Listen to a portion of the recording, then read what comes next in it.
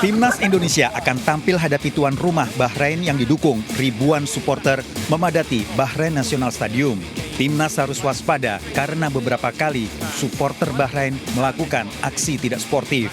Seperti saat Bahrain kalah 5-0 melawan Jepang pada 10 September lalu. Saat itu, supporter Bahrain menyorotkan sinar laser dan membunyikan peluit panjang. Atas perbuatan tak sportif itu, FIFA mendenda Federasi Sepak Bola Bahrain senilai 182 juta rupiah. Pihak Federasi Sepak Bola Bahrain pun meminta para supporter agar patuh aturan pertandingan. Timnas Indonesia berharap supporter Bahrain tidak lagi gunakan cara curang saat mendukung timnas mereka pada laga malam nanti. Aksi supporter Bahrain kerap mengganggu jalannya pertandingan, sehingga itu jadi rintangan bagi tim Merah Putih. Terlepas dari masalah supporter, tim tuan rumah laga Indonesia versus Bahrain diprediksi berjalan seru dan menarik. Bukan tak mungkin laga akan berakhir imbang.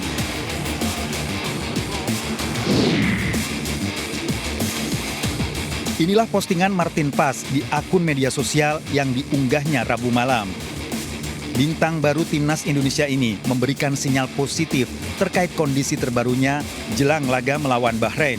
Spekulasi terkait absennya Paes dalam pertandingan kontra Bahrain sedikit memudar usai Paes hadir dalam sesi latihan Selasa malam. Sintayong menyatakan Paes berpeluang besar untuk merumput bersama Timnas Indonesia pasca cedera pergelangan tangan. Meski masih terus dipantau perkembangan, kondisi cedera Paes tidak terlalu parah.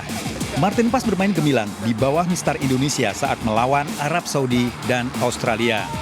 Di dua laga tersebut, Paes berturut-turut meraih predikat Man of the Match atau pemain terbaik dalam pertandingan.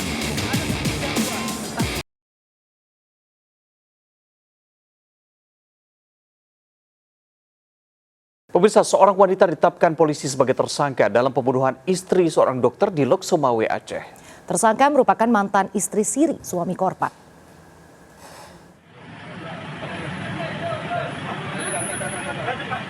Wanita ini dibawa polisi ke tempat praktek dokter Desa Kutablang, Banda Sakti, Lok Sumawe, Aceh.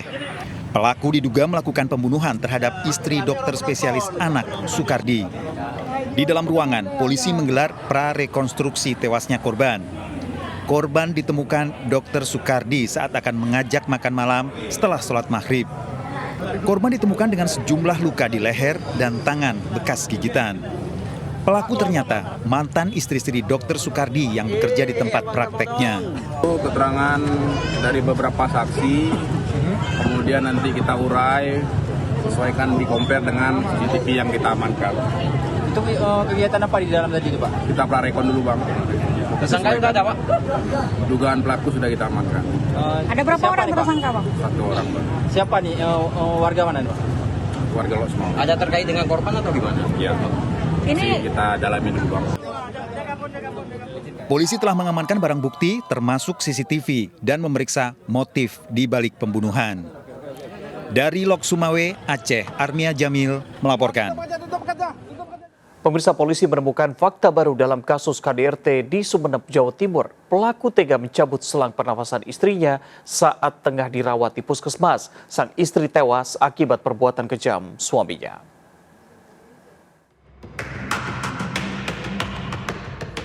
AR tak dapat lagi berkelit. Polres Sumeneb, Jawa Timur menemukan bukti-bukti baru dalam kasus KDRT yang menewaskan istrinya. Korban NS warga desa Lenteng Timur Sumeneb dianiaya suaminya AR sebanyak 2 kali pada 11 Juni 2024 dan 4 Oktober 2024. Bukan itu saja kekejaman AR.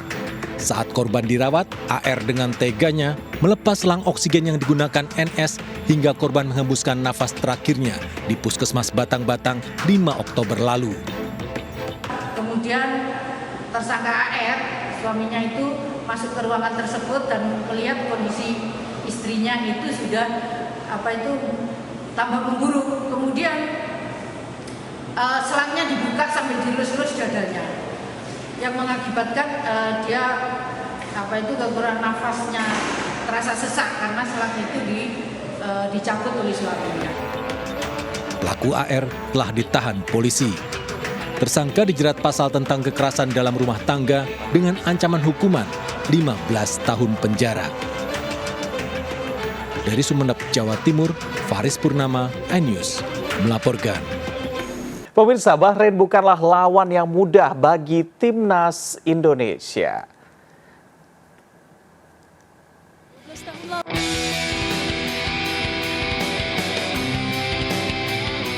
12 tahun lalu Indonesia untuk terakhir kalinya jumpa dengan Bahrain. Di momen itu pula, skuad asuhan Aji Santoso harus kehilangan muka dengan kekalahan 10 gol tanpa balas di kandang lawan. Inilah rekor terburuk timnas yang terjadi di tengah konflik internal PSSI dengan bergulirnya dualisme liga. Kekalahan ini menjadi pukulan telak bagi skuad Merah Putih untuk berbenah diri dan bangkit. Berdasarkan rekor pertemuan, Indonesia sudah 7 kali bertemu Bahrain. Dari 7 laga, Indonesia menang 2 kali, 2 seri, dan menelan 3 kali kekalahan. Masih ingat di benak kita, Indonesia digulung Bahrain pada pertemuan terakhirnya. Skor telak 10-0 membuat Indonesia angkat koper dari kualifikasi Piala Dunia 2014. Namun jika kita melihat kualitas pemain Indonesia saat ini, bukan tidak mungkin timnas Indonesia sekarang bukanlah timnas Indonesia yang dulu. Kini tercatat ada 17 pemain timnas Indonesia yang membela klub luar negeri, di mana sebagian besar berlaga di liga top Eropa. Jauh berbeda dengan timnas Bahrain yang hanya punya 2 pemain yang berlaga di luar liga domestik. Skuad asuhan Shin Tae-yong diprediksi mampu untuk menuntaskan Bahrain atau minimal bermain imbang di kandang lawan. Tak ingin membalas dendam, STY tetap fokus menatap laga nanti. 아니 뭐 복수가 아니라 이제는 우리가 예전에 인도네시아 아니기 때문에 뭐 그런 복수보다는 우리가 원하는 플레이, 우리가 좋아하는 플레이를 하면서 상대를 이겨야 된다. 그런 생각 갖고 준비하고 있다. Saat ini Bahrain menduduki peringkat ketiga grup C dengan raihan 3 poin dengan mengemas 1 kali kemenangan. Sementara Indonesia di peringkat keempat dengan 2 poin dari 2 kali bermain imbang. Laga Indonesia melawan Bahrain diprediksi akan berlangsung seru demi memperebutkan tempat ketiga dan keempat klasemen untuk bisa melanjutkan perjalanan di kualifikasi Piala Dunia 2026 putaran keempat.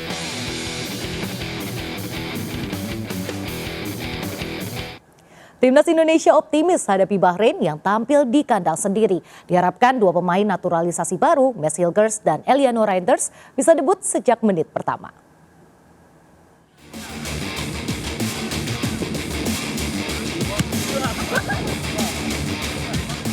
Timnas Indonesia optimis menantang tuan rumah Bahrain di matchday ketiga grup C kualifikasi Piala Dunia 2026 zona Asia. Indonesia masih belum terkalahkan, namun mereka juga belum menang setelah di laga Arab Saudi dan Australia berakhir imbang. Hasil ini cukup positif dan membuat skuad Garuda berstatus kuda hitam. Sementara Bahrain mendapatkan 3 poin dari 2 laga awal grup C. Mereka menang 1-0 atas Australia, namun dibantai Jepang 5-0. Hadapi Indonesia, Bahrain tak mau gegabah. Mereka tetap fokus hadapi skuad Merah Putih dan menganggap laga tersebut adalah penting. Dengan formasi 4-2-3-1, pelatih Dragan Talajic mengandalkan kiper Ibrahim Lutfala di bawah mistar gawang. Sementara di lini pertahanan ada duet Vincent Emmanuel dan Sayed Baker. Di lini depan, striker Mahdi Abdul Jabbar akan didukung gelandang kreatif Ali Madan. Sementara Indonesia masih berharap kiper Martin Pas bisa tampil melawan Bahrain. Back FC Twente Mads Hilgers diperkirakan akan debut dan berduet dengan Jai Itzes di lini belakang.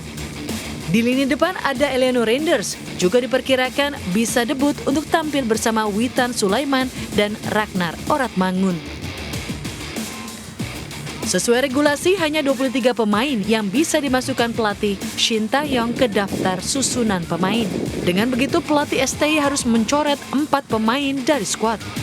Spekulasi pun bermunculan mengenai 4 pemain yang harus dicoret dari skuad Garuda. Ada kabar gembira pemirsa, Martin Paes kemungkinan besar akan tetap menjaga gawang timnas Indonesia di laga ketiga kualifikasi Piala Dunia 2026 malam nanti. STY menambahkan cedera yang dialami Paes beberapa waktu lalu tidak terlalu parah.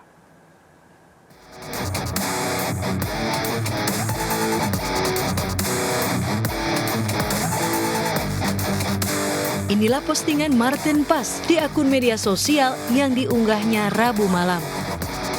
Bintang baru timnas Indonesia ini memberikan sinyal positif terkait kondisi terbarunya jelang laga melawan Bahrain.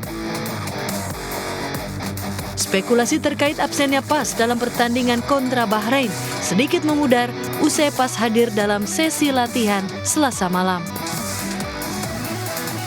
Shin Tae-yong menyatakan Paes berpeluang besar untuk merumput bersama skuad Garuda pasca cedera pergelangan tangan. Meski masih terus dipantau perkembangannya, kondisi cedera Paes tidak terlalu parah. 경기 뛸 수 있는 가능성은 지금 현재로서는 한 70%? 그렇지만 오늘 내일 지켜보고 시합날 결정할 것이다. 아니요, 그렇게 생각하는 거 아니고 선수 보호 차원에서 내가 판단할 것이니까 그렇게 걱정 안 하셔도 됩니다. Martin Paes bermain gemilang di bawah Mister Indonesia saat melawan Arab Saudi dan Australia. Di dua laga tersebut, Paes berturut-turut meraih predikat Man of the Match atau pemain terbaik dalam pertandingan. Pemirsa, Mads Hilgers dan Eliano Reinders diprediksi akan melakoni debut pada pertandingan melawan Bahrain. Keduanya bertekad untuk tampil maksimal demi membawa pulang 3 poin dari Bahrain.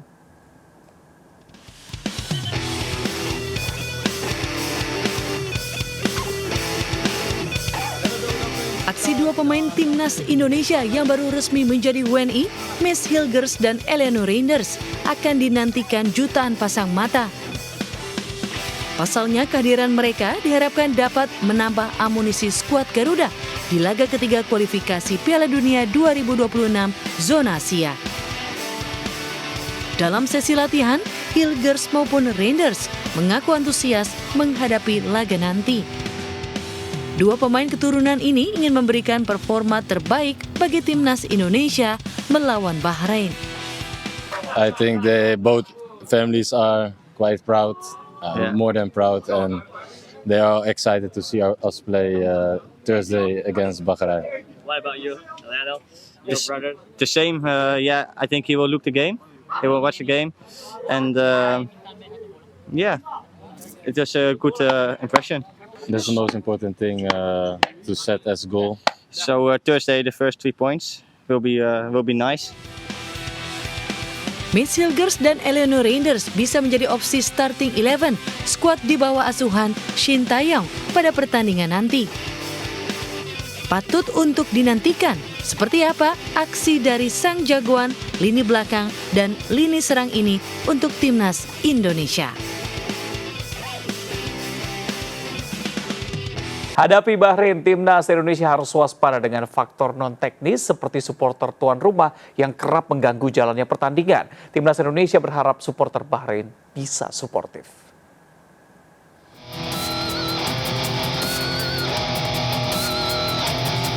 Timnas Indonesia akan tampil hadapi tuan rumah Bahrain yang didukung ribuan supporter yang padati Bahrain National Stadium. Timnas harus waspada karena beberapa kali supporter Bahrain melakukan aksi tidak sportif. Seperti saat Bahrain kalah 5-0 melawan Jepang pada 10 September lalu. Saat itu supporter Bahrain menyorotkan sinar laser dan membunyikan peluit dengan kencang. Atas perbuatan tak sportif itu, FIFA mendenda Federasi Sepak Bola Bahrain senilai 182 juta rupiah. Pihak Federasi Sepak Bola Bahrain pun meminta para supporter agar patuhi aturan pertandingan.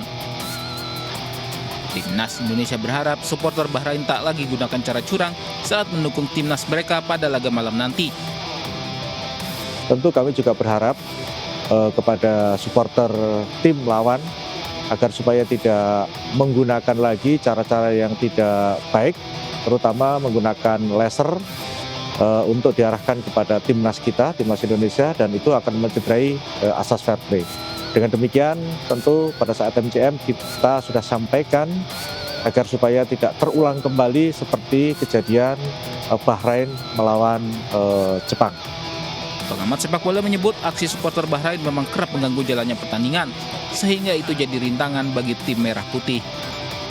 Iya, yang perlu diwaspadai adalah teror penonton ya. Kita lihat bagaimana mereka penontonnya itu sangat fanatik sekali saat menghadapi Jepang di bulan kemarin. Mereka ada laser ya, ada laser yang menyerang mata para pemain Jepang saat itu. Tapi kita lihat, kita mesti berguru dengan Jepang. Jepang diteror sedemikian rupa, para pemainnya tidak gentar dan mereka bisa menang dengan skor telak 5-0 saat itu. Ya, kita perlu belajar. Pemain-pemain kita mudah-mudahan pemain-pemain kita kan dibilang oleh coach Bahrain sendiri ini skuad internasional ya. Mudah-mudahan dengan skuad internasional yang kita punya ini tidak terpengaruh. Terlepas dari masalah supporter tim tuan rumah, laga Indonesia versus Bahrain diprediksi berjalan seru dan menarik. Bukan tidak mungkin laga akan berakhir imbang. Jelang laga hadapi Bahrain, pemain timnas Indonesia Witan Sulaiman rupanya berulang tahun. Skuad Indonesia pun merayakan ulang tahun kecil-kecilan untuk Witan. Wajah Witan pun belepotan dengan kue ulang tahun karena dijahili oleh pelatih Shin Tae-yong. Pelatih Shin Tae-yong secara khusus memberikan kue ulang tahun untuk Witan Sulaiman yang berulang tahun ke-21 pada 8 Oktober kemarin. Diringi lagu selamat ulang tahun dari pemain lain, Witan menerima kue ulang tahun tersebut dan meniup lilin di atasnya. Namun rupanya pelatih Shin Tae-yong menjahili Witan dengan menyodorkan kue ke wajah Witan. Aksi jahil Shin Tae-yong membuat suasana pecah dan penuh tawa. Witan pun pasrah, wajahnya belepotan dengan kue. Momen keakraban pemain dan pelatih ini terlihat saat skuad Garuda bersiap menghadapi Bahrain di kualifikasi Piala Dunia 2026.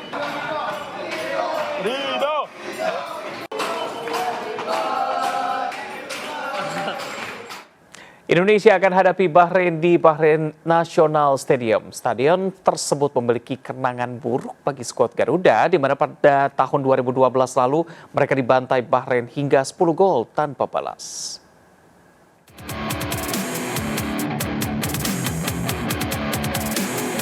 Indonesia akan jalani laga tandang hadapi Bahrain di kualifikasi Piala Dunia 2026. Laga akan digelar di Bahrain National Stadium pada 10 Oktober mendatang. Bahrain National Stadium punya kenangan buruk bagi timnas Indonesia. Skuad Garuda terbantai 10 gol tanpa balas oleh tuan rumah Bahrain.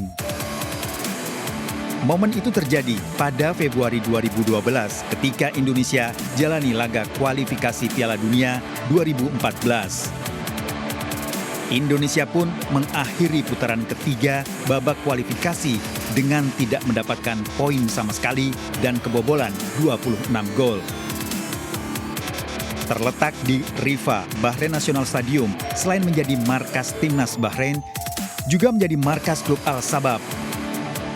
Stadion ini berkapasitas 35.000 penonton dan dibangun pada 1982 serta sempat direnovasi pada Desember 2012. Meski memiliki kenangan buruk di Bahrain National Stadium, skuad besutan Shin Tae-yong bertekad mengakhiri mimpi buruk tersebut. Timnas Indonesia akan melawan Bahrain di Stadion Nasional Bahrain Rifa pada malam nanti. Berbagai reaksi pun ditunjukkan para pendukung timnas ihwal prediksi kemenangan dalam laga matchday ketiga grup C, putaran ketiga kualifikasi Piala Dunia 2026 zona Asia. Realistis sih seri sih 1-1 untuk masing-masing timnas dan Bahrain. Indonesia unggul untuk melawan Bahrain. Gitu. Prediksi sih agak tipis ya, paling 1-0 aja udah lumayan sih untuk Indonesia unggul gitu. Merebut poin. Kayak bakal kalah ya. Soalnya kan yang terakhir kan Indonesia Bahrain yang kualifikasi Piala Dunia 2014 kan kalah ya 10-0 nggak sih? Besok berapa? 2-0 paling. Untuk Bahrain. Pemirsa, seorang pengajar seni tari di Sleman, Yogyakarta ditangkap polisi karena nekat mencabuli 22 anak di bawah umur. Tersangka mengaku pencabulan dengan seks menyimpang sesama jenis dikarenakan terpengaruh video asusila.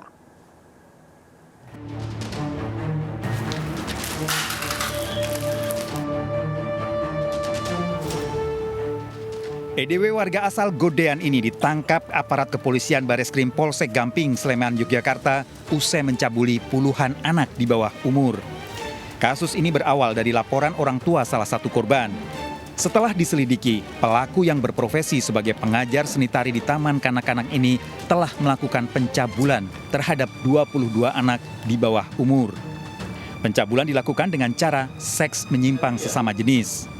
Para korban merupakan teman main pelaku yang merupakan siswa SD hingga SMP. Kebetulan hubungan pelaku dengan korban adalah teman main. Jadi korban ini sering ke tempat pelaku, para korban, untuk kegiatan nongkrong, main game, kemudian masak bareng, makan bareng. Kemudian sempat juga diajak oleh pelaku untuk nonton video porno bareng, yang selanjutnya dilaksanakan kegiatan pencabulan terhadap korban. Motif pencabulan terhadap anak dilakukan karena terpengaruh video asusila yang sering ditonton. Teman di rumah sebenarnya, tapi karena saya terpengaruh pornografi yang menyimpang, sehingga saya melakukan hal yang menyimpang. Polisi mengamankan sejumlah barang bukti berupa spray dan pakaian tersangka serta 1 unit komputer. Pelaku dijerat dengan pasal 32 ayat 1 Undang-Undang Nomor 17 Tahun 2019 tentang perlindungan anak dengan ancaman hukuman 15 tahun penjara. Kasus ini membuat orang tua diharapkan lebih peka terhadap lingkungan sekitar anak. Pengetahuan seksual dini menjadi hal penting agar anak terhindar dari para predator seksual. Dari Yogyakarta, Gunanto Farhan melaporkan. Pemirsa, jumlah korban pencabulan di Panti Asuhan Darussalam An-Nur di Tangerang, Banten terus bertambah menjadi 8 orang. Polisi kini juga mengungkap motif baru dugaan kasus perdagangan orang dalam kasus ini.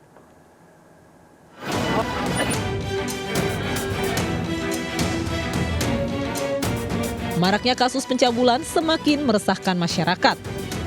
Pihak kepolisian pun mengungkap korban pencabulan di Panti Asuhan Darussalam An-Nur, Kuciran, Tangerang Selatan bertambah menjadi 8 orang. Polisi bahkan mengungkap motif baru adanya dugaan kasus perdagangan orang dalam kasus ini. Ada dugaan adanya tindak pidana perdagangan orang, termasuk kita terus berkoordinasi dengan Kementerian PPA maupun KPAI, Kementerian Sosial, termasuk dengan pemerintah Kota Tangerang untuk terus mendampingi para korban. Sementara 1 dari 3 tersangka yakni Yandi Supriyadi, pengasuh Panti Asuhan Darussalam An-Nur, kini masih buron setelah 2 kali mangkir panggilan polisi. Sedangkan Sudirman, pemilik yayasan, dan Yusuf, pengasuh panti, kini telah ditahan.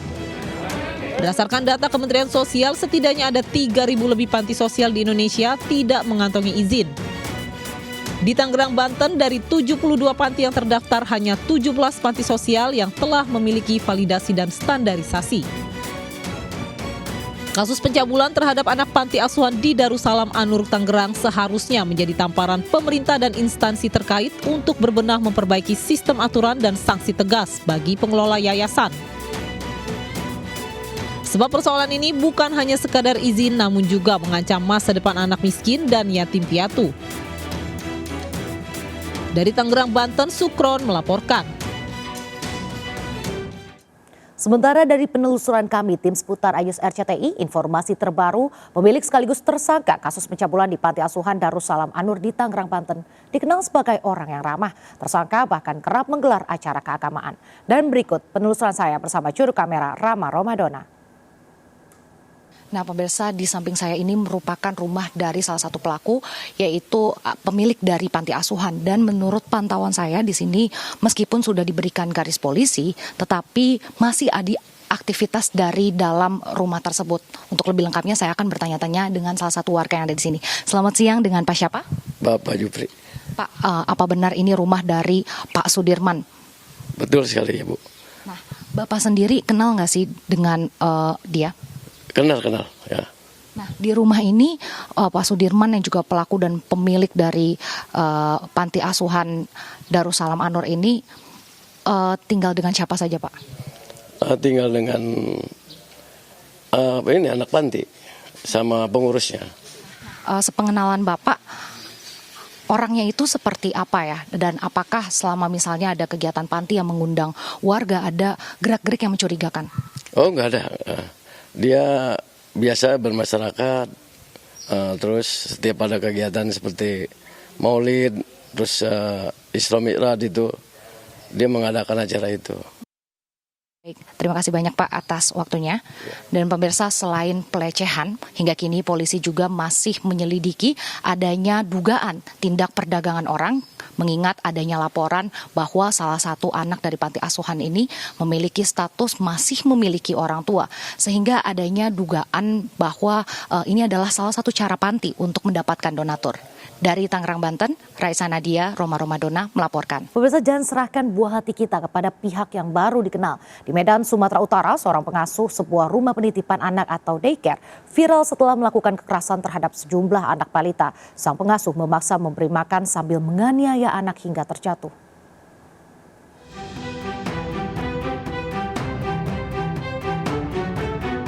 Rekaman CCTV yang diunggah oleh sebuah akun Instagram viral di media sosial. Video yang mendapat respon dari 14.000 netizen dan hampir 5.000 komentar memperlihatkan kekerasan yang dilakukan oleh pengasuh di tempat penitipan anak di kota Medan. Awalnya orang tua tak curiga, namun setelah memeriksa CCTV terungkaplah sang anak beberapa kali diberikan makan secara paksa oleh salah satu pengasuh rumah daycare di Jalan Abadi, kota Medan. Di tanggal ini dia saya chat ownernya, di tanggal 2 Oktober saya nggak mau masukkan lagi email karena di dada biru, di dada biru, dan di sini saya juga nggak ada penerimaan maaf dari ownernya. Usai kejadian, pemilik usaha daycare telah memecat pelaku. Namun sebelum kasusnya muncul, pihak daycare mencoba menyelesaikan secara kekeluargaan, namun tidak menemukan penyelesaian. Daycare yang memiliki 2 cabang ini sudah beroperasi sejak tahun 2018. Betul, di awal kejadiannya pun orang tua si anak udah bicara sih sebetulnya dengan kita. Sebetulnya di situ kita udah minta maaf kan, memang ada kejadian itu. Tetapi di luar apa yang kita inginkan. Setelah kasusnya viral, polisi mengaku telah memeriksa 3 saksi. Dalam waktu dekat, pengasuh yang menjadi pelapor dalam kasus ini akan dipanggil untuk dilakukan pemeriksaan. Kasusnya kini dalam penyelidikan. Dari Medan, Sumatera Utara, Adi Palapa dan Ahmad Ridwan Nasution melaporkan. Ratusan nasabah menggeruduk rumah pelaku investasi bodong di Sidoarjo, Jawa Timur. Para nasabah berusaha masuk rumah pelaku, meminta pelaku mengembalikan uang yang digelapkan.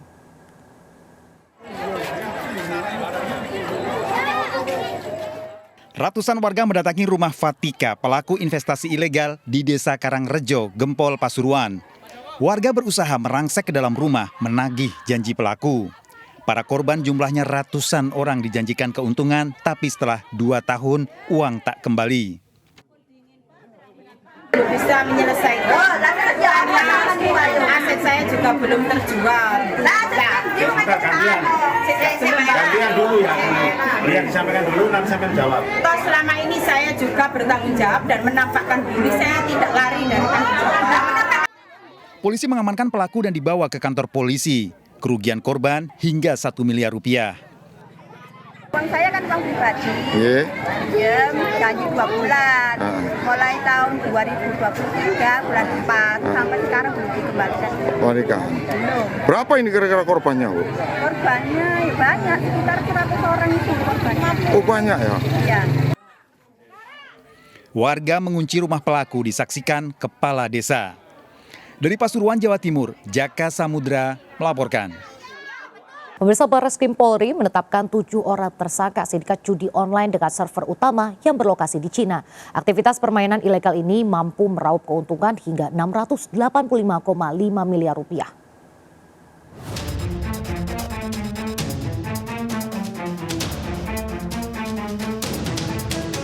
Tumpukan uang tunai senilai 6 miliar rupiah, belasan unit telepon genggam dan laptop disita petugas tindak pidana cyber Barreskrim Polri dari sindikat judi online yang diotaki oleh seorang warga negara Cina.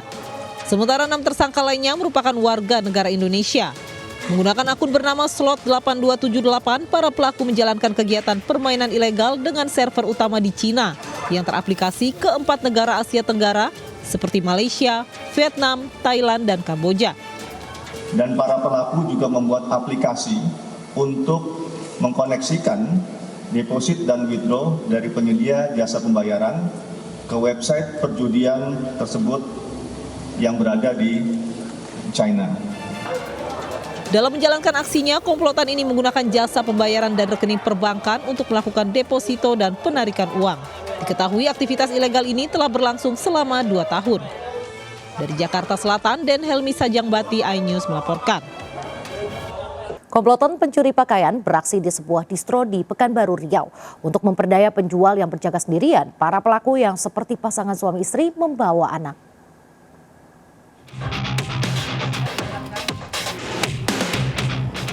Komplotan pencuri ini beraksi di toko pakaian milik Inawati di Jalan Hantuah, Kecamatan Tenayan Raya, Pekanbaru Riau. Pelaku seperti 2 pasang suami istri yang membawa seorang anak kecil. Seorang pelaku pria bertugas mengalihkan penjaga toko, sementara seorang pria lainnya berpura-pura memilih pakaian untuk menutupi aksi 2 wanita menyembunyikan pakaian ke dalam tas. Menurut pemilik toko, pencurian yang terjadi pada siang hari itu mengambil sekitar 80 helai baju dan celana serta ponsel milik karyawan toko. Baju Hugo diambilnya semua kan kira-kira 4-5 losinan lah, celana kira-kira 2 losinan. Itu berapa total kerugian yang kita ada? Lebih kurang 15 juta lah Bang. Selain melapor ke polisi, pemilik toko juga mengunggah rekaman pencurian ke media sosial agar wajah para pelaku terkenal. Dari Pekanbaru Riau, Indra Yusrizal melaporkan. Pendaki asal Jakarta yang terjatuh di Gunung Rinjani, Lombok, Nusa Tenggara Barat ditemukan dalam kondisi meninggal dunia. Korban berusia 16 tahun ditemukan dalam jurang sedalam 400 meter.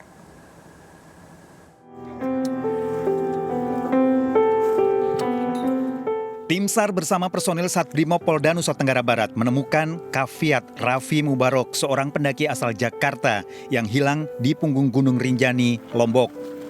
Pendaki berusia 16 tahun ini sudah dalam kondisi meninggal. Keberadaan jasad korban terdeteksi drone pada hari Selasa kemarin.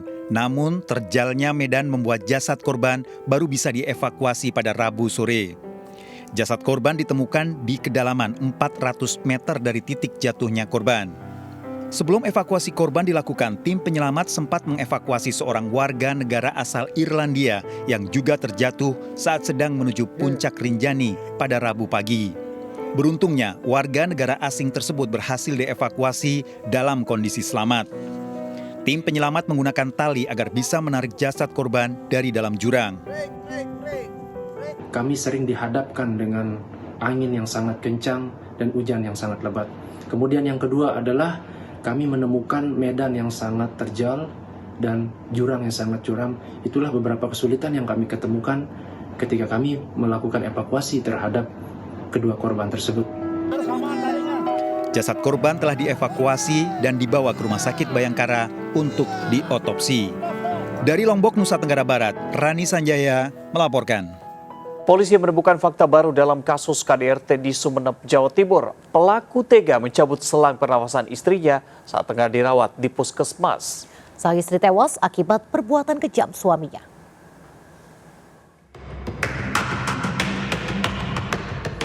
AR tak dapat lagi berkelit. Polres Sumeneb, Jawa Timur menemukan bukti-bukti baru dalam kasus KDRT yang menewaskan istrinya. Korban NS warga desa Lenteng Timur Sumeneb dianiaya suaminya AR sebanyak 2 kali pada 11 Juni 2024 dan 4 Oktober 2024. Bukan itu saja kekejaman AR. Saat korban dirawat, AR dengan teganya melepas selang oksigen yang digunakan NS hingga korban menghembuskan nafas terakhirnya di Puskesmas Batang-Batang 5 Oktober lalu. Kemudian tersangka AR, suaminya itu masuk ke ruangan tersebut dan melihat kondisi istrinya itu sudah tambah memburuk. Kemudian selangnya dibuka sambil dilus-lus dadanya, yang mengakibatkan dia kekurangan nafasnya, terasa sesak karena selang itu dicabut oleh suaminya.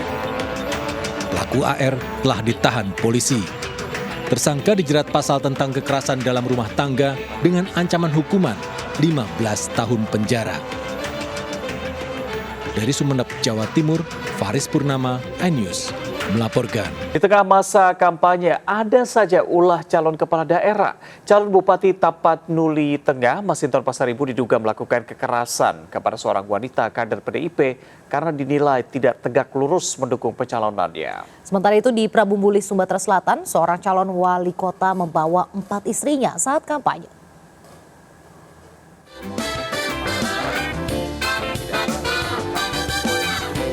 Calon wali kota Prabumbuli, Sumatera Selatan Arlan tiba-tiba menjadi viral setelah mengajak 4 istri saat berkampanye di Kelurahan Sungai Medang, Kecamatan Cambai. Dalam orasinya, Arlan yang diketahui seorang pengusaha mengatakan bertanggung jawab dunia dan akhirat atas keempat istrinya daripada memiliki wanita simpanan. Pasangan Arlan dan Franky dicalonkan oleh 11 partai politik, diantaranya Partai Gerindra, PAN, Hanura, Partai Umat, Garuda, PKN, Gelora, Partai Buruh, PKB, dan Partai Perindo. Calon Bupati Tapanuli Tengah diduga melakukan kekerasan kepada kader PDI Perjuangan Kamelia Neneng Susanti. Masinton menarik kerah baju Kamelia hingga kancing bagian atasnya putus. Masinton menilai Kamelia Neneng Susanti tidak tegak lurus untuk mendukung dirinya di Pilkada Tapanuli Tengah. DPP PDI Perjuangan akan memecat kadernya yang tidak tegak lurus mendukung dan memenangkan calon kepala daerah. Dari Medan dan Prabumbuli melaporkan. Calon Gubernur Jakarta nomor urut 1 Ridwan Kamil menyampaikan program unggulan pasangan Ridho mulai dari sekolah gratis, dokter keliling hingga program pembangunan 1 miliar setiap 5 tahun untuk tiap RW. Sementara pasangan calon gubernur dan wakil gubernur Jakarta nomor urut 3 Pramono Anung Rano Karno bertemu dengan pengurus Nahdlatul Ulama se-Jakarta.